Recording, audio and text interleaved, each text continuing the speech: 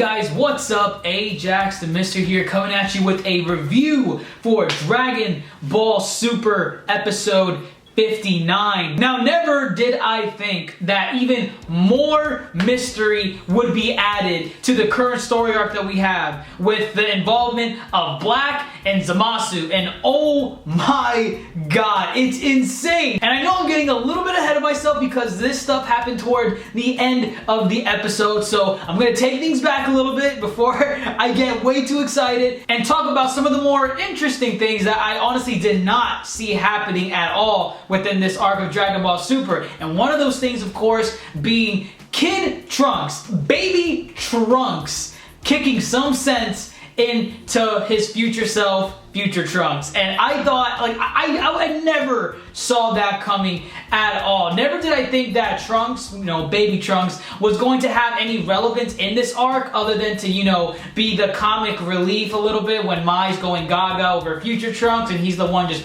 moping on the sidelines. But seeing baby Trunks, like, watching his future self get all mopey about not being able to defeat Black, seeing that his future waifu is sending him back in time so he wouldn't have to die, just baby Trunks seeing all this shit, he's like, yo, that's what I turn into? Hell no, man, you can't give up after the first fight. And he beat some sense into Trunks. Now, we honestly all know that he didn't, kick the shit out of him. I mean, it's baby Trunks versus Future Trunks. That shit ain't ever gonna happen. But we do know that he hit some sense into Trunks so that way he could get out of his mopey mood. And I freaking love that. I actually love that baby Trunks had a role, however minor it was, in this arc. Now, as to whether or not he will have a more, impactful role later on, I don't think so. But if this is his role right now in the Super arc, I'm fine with it. I actually loved it. And then afterwards, we get into the investigation scene in which Supreme Kai, Beerus, Goku, and Whis are trying to see when and how Zamasu will try and kill his sensei, Gowasu. And before this episode even came out, I honestly thought that they were all just gonna go in,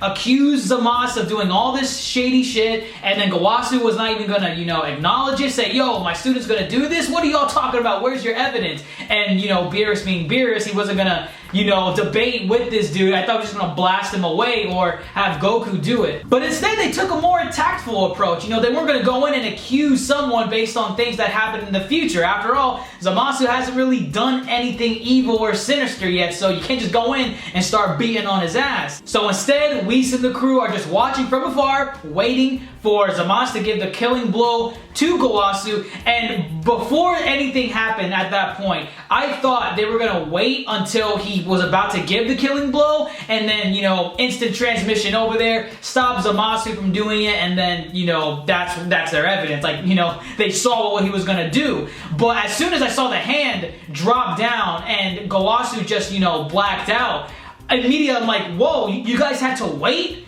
You guys had to wait for this dude to kill over and, die? Like, holy shit, hello? That pretty much defeats the whole purpose of trying to stop this dude from doing evil shit. But then Whis brings out that time rewind ability. I did not think we were gonna see that shit again. I honestly thought that was just something special for the Resurrection F movie, to explain, Frieza blowing to the planet and Whis being able to reverse it back. Now we're seeing Whis using it in a more tactful manner in this scenario, because now they have actual evidence. They have video proof of Zamasu actually killing Gowasu, and with that evidence, they go in, put that mitten right on Zamasu's hand, which, by the way, I thought that was kind of odd and hilarious at the same time. Hilarious that, it was just, a kitten mitten that stopped the killing of Gowasu. But at the same time, it's like, you're telling me that this mitten, I mean, I guess it was made by Whis, but this mitten stopped, a killing blow from, a Supreme Kai? So then once Zamasu's intentions are right out of the bag, I thought it was going to be a fight, maybe between Goku and Zamasu, because again, Goku in this timeline is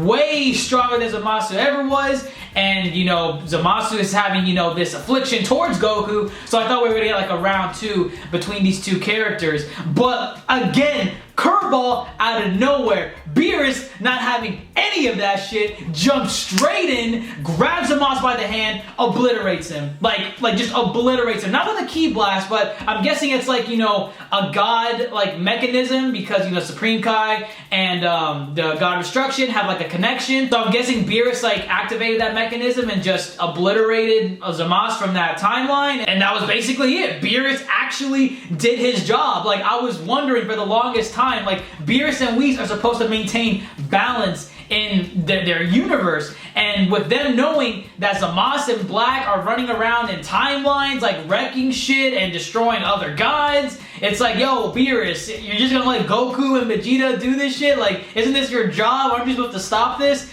But right now, Beerus stepped in, and now Goku's timeline is not gonna end up, well, I mean, for what we know so far, is not gonna end up like Trunks' timeline. And one interesting thing that I thought was really cool that they added in here was when Beerus told Trunks that, you know, his timeline's all set, it's good, because they just killed Zamasu. But then they brought up the fact, like, yo, wait a minute, back then when I fought the androids and we destroyed them here, they were still around in my timeline, so what's up with that? Like, how is that possible? And then Beerus, of course, explains that the gods work differently from humans when it comes to timeline deaths, and that if a god dies in one timeline, he's basically done for any timelines in the future, whether or not they happened or not. And this wasn't an assumption made by Beerus. This seems like a very ingrained piece of lore. Like, it just happens. It's common sense. If a god dies in one timeline, he does not exist in any other future timelines. But as we all know, it's not going to be that easy to get rid of Zamasu and Black, because if you guys saw the preview at the end of the episode, they're still kicking around in the future. So it begs the question,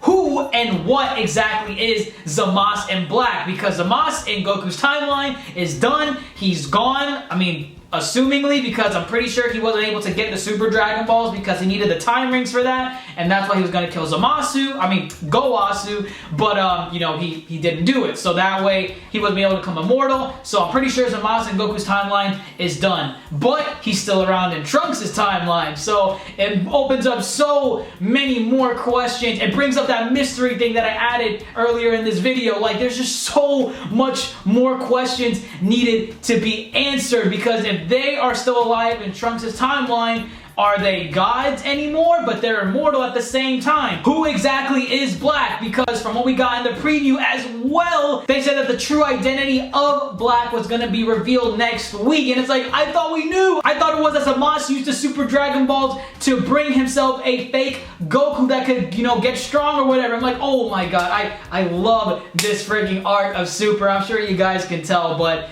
man, oh man, it just keeps getting better and better each week. And there's one additional thing that I thought was really hilarious, and that in the future timeline, you know, where, you know, the world, or from what we know, is like destroyed, everything's in ruin and rubble, Zamasu and Black Goku are just chilling out in a lodge in the forest, like as if none of that shit ever happened, like just out on vacation, sipping tea, making conversation. It was just so weird to see like these godlike beings just, you know, chilling out at a wooden lodge out in the forest. Like it was just funny. I don't know why. Maybe just me. Maybe you guys thought it was funny. I don't know. But let me know what you all thought in the comments below. Again, Dragon Ball Super continuously making that streak of being on fire every freaking week. And even if it doesn't have any action some weeks, it still brings in the home runner. It still kicks it out of the park, and I am loving it. But again, let me know what you all thought of the episode in the comments below. But that's all that I have for you guys. If you enjoyed this video at all, or even this amazing episode of Dragon Ball Super, leave a thumbs up down below. I'd really greatly appreciate it. And if you haven't subscribed to my channel, click this box right here. You'll stay up to date with all my future videos and content. I will love you forever. Don't forget, social media sites in the description box down below. Follow me on those as well to get more content when the video ends. I'm Ajax the Mister, and as always, folks, thanks for watching.